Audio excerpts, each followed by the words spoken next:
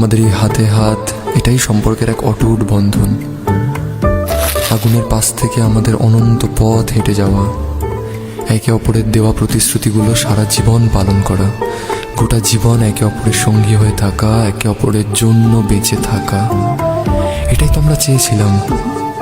এসো আমার কাছে, আমরা আজ একসঙ্গে বলি, যদিদৎ হৃদয়ং তব তদস্তু হৃদয়ং মম, যদিদং হৃদয়ং মম তদস্তু হৃদয়ং তব।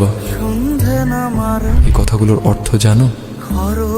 এর অর্থ হলো, আজ থেকে তোমার এই হৃদয় আমার হোক।